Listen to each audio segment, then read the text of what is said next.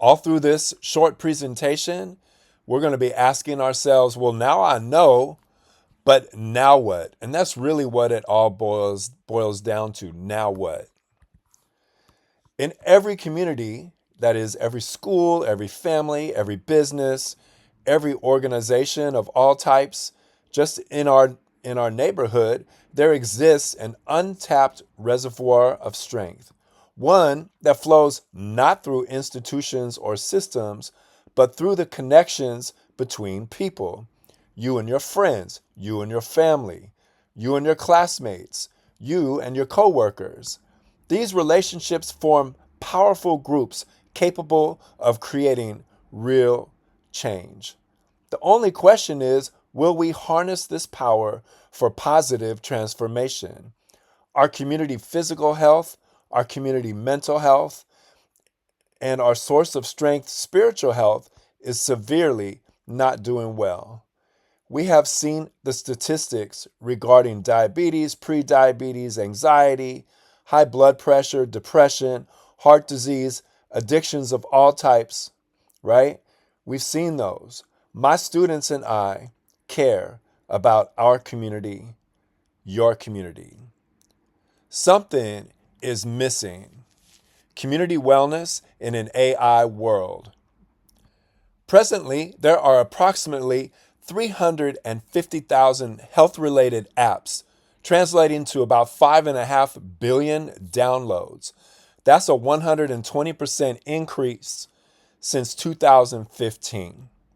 Yet, there's a 55% increase in type 2 diabetes, a 44% increase in Alzheimer's, and 1 out of 3 American adults has high blood pressure.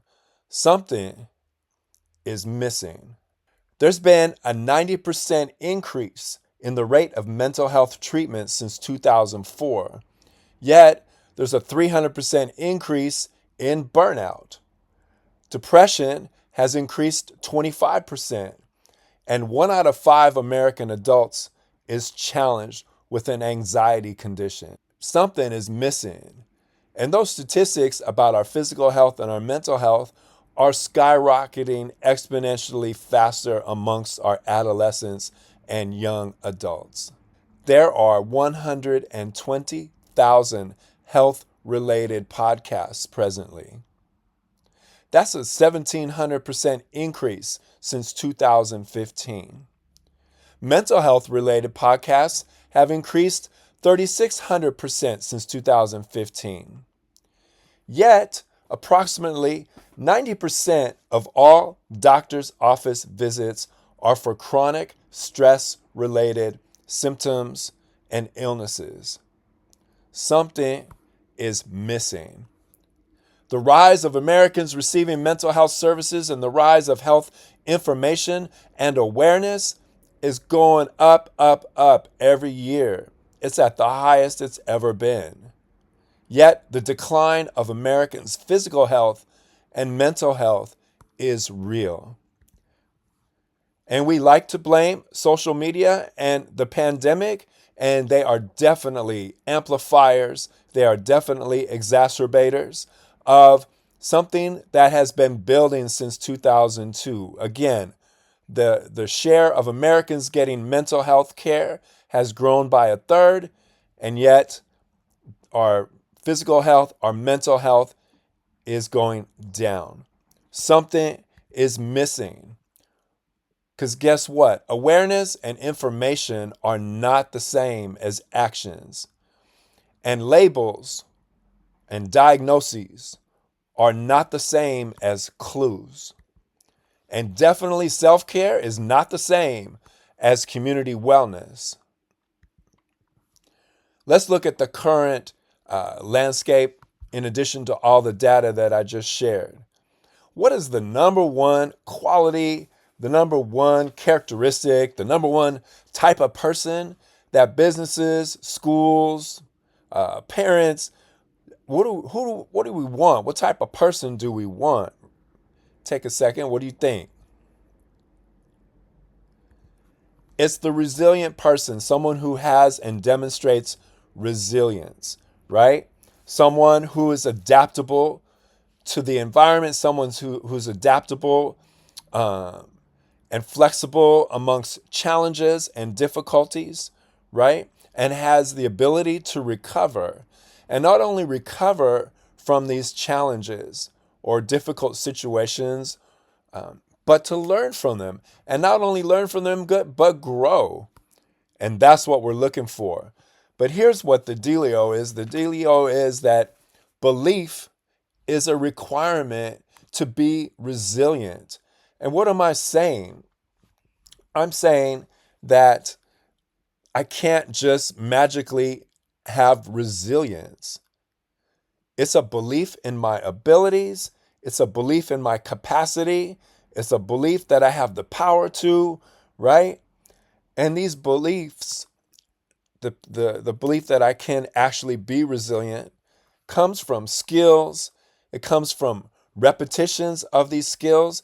Not only reps, but it comes from daily deliberate practice of these skills, right? And then being able to teach others these skills, that's what really reinforces this belief, which leads to me being resilient, right? But let's get to the root of what's going on. Let's get to this, all right?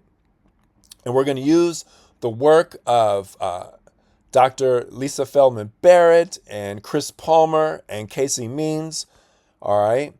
And let's get to it. So our brain is like the biggest consumer of energy, and yet we don't treat it as though, okay, wait, I'm tripping because the brain has more plates on their bar than what I can do. But we do not treat our brain as what it is, which is something that we need to feed properly and take care of properly, right? So let's look down at the wordle down at the bottom. So what we're going to get at, is, as I said, is the root issue of what's going on, all right? And let's get to what's like one of the biggest causes, which is a bunch of lifestyle and environment stuff, all right? I'm not saying it's all of it, but it's a huge contributor. Things like chronic stress, lack of sleep, fast food, lack of exercise, anxiety, inflammation, right? So much that's within our control. So what happens if I'm a person that just experiences chronic stress, which means, on and on and on, over and over, daily, right? And I'm not exercising, I'm not eating right, I'm not getting my sleep, right? My cells start to struggle. And that causes metabolic stress, okay? And this metabolic stress, right at the, like, what is metabolic stuff? It's your energy, it's your ability for all the systems in your body to function at what they're supposed to be functioning at. So if I put my body into metabolic stress, right, then that manifests into physical health and mental health challenges. Physical health, like we talked about earlier, type 2 diabetes, heart disease, high blood pressure, Alzheimer's, all those things. Those are diagnoses, right? Those are symptoms. The mental health challenges are anxiety, depression, difficulty focusing, difficulty with attention, right? Cognitive decline. Those are all diagnoses. True, right? Well, here's the deal. Those are all different expressions of the same underlying energy problem, meaning because of fast food, chronic stress, not eating right, lack of sleep, anxiety, causing my body to have inflammation within it, all of that, that's what the problem is. It's an energy problem, and it's manifesting into these physical and mental health challenges, but they're coming from the same place, right? And again, this energy problem is caused mostly by lifestyle choices plus our environment. And these are clues. We treat them only as diagnoses, and symptoms and all that, but they're trying to tell us something. and we're not listening as a society, as a system. So we want to, with Team Stronger Together, we want to work at the root level. We want to build the foundation. And what does that look like? Well, my students and I in Team Stronger Together have whittled it down to as a foundation. It's not everything, but it covers so much. 4 life skills for a lifetime. And shout out to my former student, former peer mentor, Matthew Ramirez. Amazing graphics, right? So let's start up in the left. What do we want everyone to have as foundational skills? Breath work and a stress response skill set that deals with having a proper perspective on stress in and of itself, how to use stress, how to regulate myself through stressful situations, right? And breath work is a huge superpower. Going over to the top right, my physical health. Am I treating sleep how I need to? Again, it's a superpower. Am I eating right? And I know there's a lot of discussion about which diet is this and what that. There are basics to nutrition that fit everybody, which is eating whole food, cooking more at home, right? Fiber, protein, just normal stuff, right? Less sugar, less processed food, less fast food. Simple. It's so simple. And exercising, and not only exercising, but building muscle. Super important. And drinking water, way more water than we've been. And again, less sugary drinks, less soda. Coming from someone who was raised on Pepsi. My dad worked for Pepsi, right? And water is queen and king. All right. Going down to the bottom right, the power of living in gratitude, treating gratitude as a verb, appreciation, lifting others up, right? It's a focus and attention shift away from what's not possible to what is possible. And daily practicing gratitude, not just a list, but practicing it is really the power that goes with gratitude. And then lastly is catching negativity, using accurate thinking, not being fake positive, just simply understanding when I'm complaining and blaming and staying stuck in the past, all those types of things, that I learn how to catch it through accurate thinking. And not only accurate thinking, but solution-centered thinking. There are questions we can ask ourselves and others that lead us towards focusing more on solutions rather than just the problems. So those are just really quickly the 4 life skills for Team Stronger Together.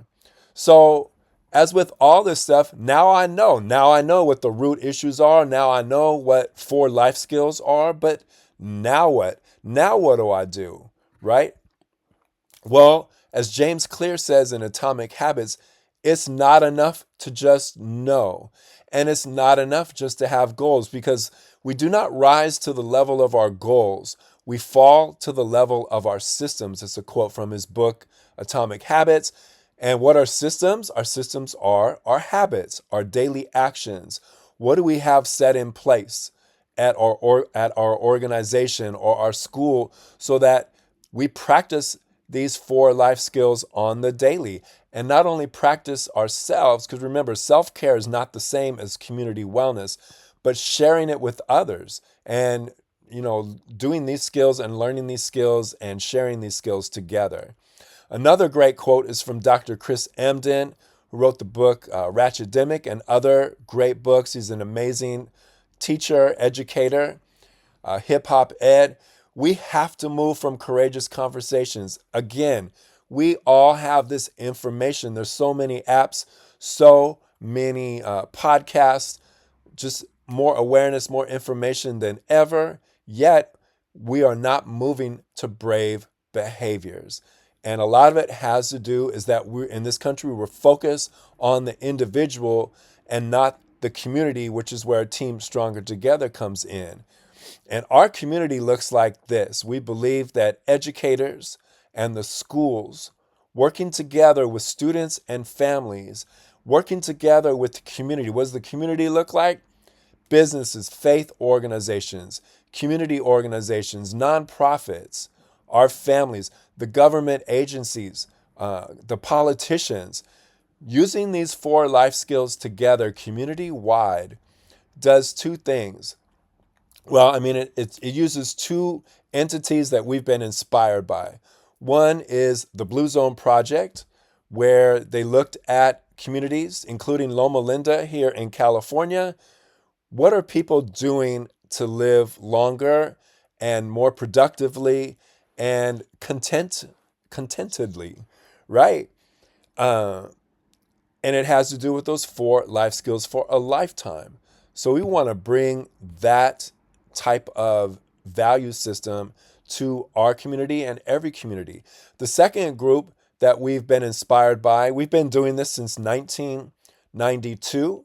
However, we've been recently more inspired by the Blue Zone Project and also Dr. Chibanda, the Zimbabwe Friendship Bench Project in Zimbabwe, where he organized community elders, what we're calling wisdom warriors, and used their intuition, used their abilities as community elders with their respect to help other people, right? No, there will never be enough mental health professionals. And none of this in terms of what we're talking about where, mental health's not working or whatever. It is not the fault of mental health professionals, all right? Can we do better as that? I'm a counselor. Can we do better as a group? Of course we can. But it is too big of an issue. There will never be enough mental health professionals, which is why we are advocating for each of us to individually, but yet also collectively as a community, learn these skills and build our strength. That's how we become Team Stronger Together. And it looks like wisdom warriors in our community, peer mentors at our schools, and we follow the mantra of watch, do, teach, meaning we learn, we practice it, and we share it with others. That is where the strength lies. Because how often do you hear this? There's too much on my plate already. Man, there's too much on my plate. Well, how about this? You ever been to a barbecue where they give you that plate? You see the plate right here. And it can't hold anything that you really want. And that's what we've done. We've done that to all of us. We've given each of us a plate that can't hold what life is bringing us. And life will continue to be challenging, right? And this is what our life looks like without these 4 life skills for a lifetime, without belief in my abilities and skills, and definitely without community wellness movement, which is the Team Stronger Together concept, right? Here's what it looks like with, okay? If you can build a stronger plate, that's your foundation. And now you can put what you want on there and also have, what you're not necessarily asking for, but what life gives you, and you know how to handle it. Because I've built my capacity and my strength. I use these 4 life skills for a lifetime, and I teach and I share with others these skills. All right, this is purposely crazy looking because we are on the verge, and it's already happening, a bunch of change and challenge that has to do with artificial intelligence. So this is not just about current anxiety, current depression, current type 2 diabetes, that's all what we need Team Stronger Together for, definitely. But we are, again, on the precipice of real change and real disruption. And I'm not anti-AI or anything like that. I'm just into what the reality is and what we can do as a community to prepare each other. All right. So if I'm not at my strongest, if I'm not building my strength, my physical strength, my mental health strength, my community strength, now I'm going to feel like AI is against me. And that's because I'm scared, not prepared, and I'm really individualistic. I'm pausing on that on purpose because that's the American way. And it never has really worked, and it's definitely not working now. If I don't have communication skills, if I'm rigid in my thinking, meaning if I'm just set in my ways, if I have little or no self awareness, if I have poor emotional regulation and few critical thinking skills, and if I'm resistant to new learning, and oh, this one is already happening. If I have too little reliance on artificial intelligence or too much, those are all recipes for me not being able to navigate this new world that we are entering into, and it will continue to change and rapidly, uh, exponentially change, right? So, how can I be with it? I can build this foundation using the 4 life skills. And what do these 4 life skills help me with that help me navigate artificial intelligence more productively? I gain emotional intelligence. I gain productive stress response skills, which means, see, all change equals stress, any type of change. If I do not have productive stress response skills, I'm going to be resistant to change. These 4 life skills for a lifetime help me be a lifelong learner, helps me be more curious and motivated, right? It builds empathy and compassion.